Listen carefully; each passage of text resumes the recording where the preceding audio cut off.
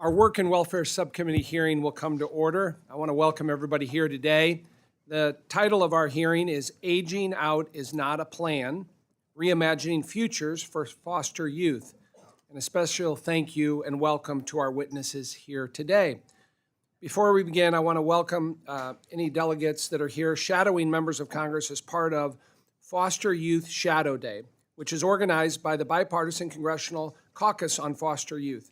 Our colleague from Wisconsin, Rep. Gwen Moore, is a co-chair of the caucus, and we appreciate her longstanding efforts to ensure the voices of youth are heard.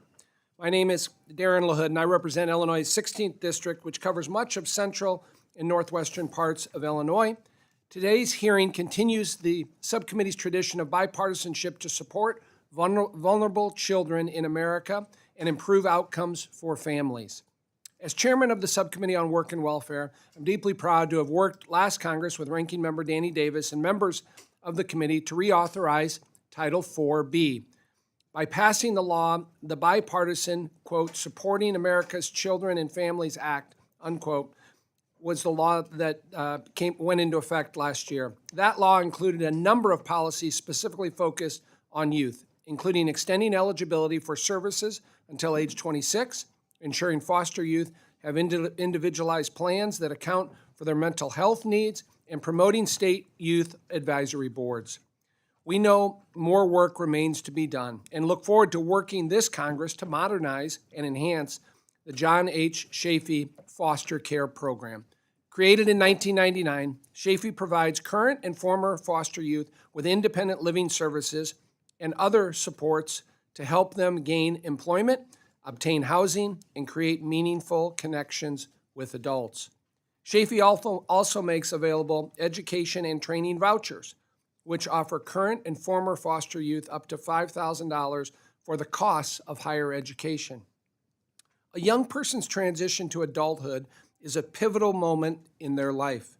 Yet, in 2023, 15,600 youth aged out of foster care, meaning they exited foster care at age 18 without a permanent connection to family.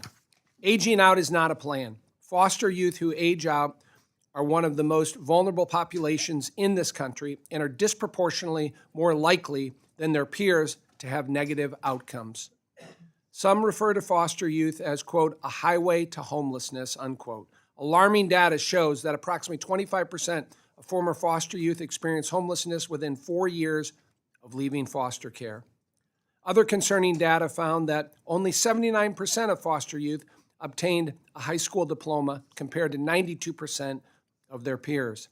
While the number of youth aging out has decreased over the years, we must do better to improve outcomes for this population. Despite unmet need, a recent report by GAO found that for years, states have failed to spend all available Chafee funds, resulting in funds being returned to the federal government. This chart behind me here shows in 2022, 12 states returned $2.5 million in unspent Chafee funds, and 28 states returned $6.3 million in education and training vouchers, totaling $8.9 million. State underutilization of funds means that help is not getting to the youth who need it. GAO found administrative barriers and red tape make it difficult for states to draw down funds, and many youth don't even know about the services available to them. In my home state of Illinois, only 5% of foster youth receive Chafee services at any point in their time in care. We also know that many federal programs that serve current and former foster youth are fragmented and disconnected, leaving youth to navigate a complex web of services. For example, the Department of Housing and Urban Development offers, quote, foster youth to independence, unquote, housing vouchers, which provide 36 months of housing stability for former foster youth referred by child welfare agencies. Similar, the Department of Labor offers Chafee-eligible youth-paid work experience and pre-apprenticeship programs that align with the needs of local employers, but these programs often lack coordination. Following the model of bipartisan success from Title IV-B reauthorization, my hope is that we can work together to improve Chafee, to provide a stronger safety net of support to help youth achieve their full potential and become thriving, self-sufficient, and independent adults. That should be our goal.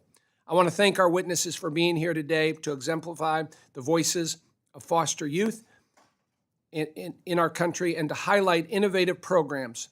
I am honored to have our witnesses here today and look forward to your testimony here today.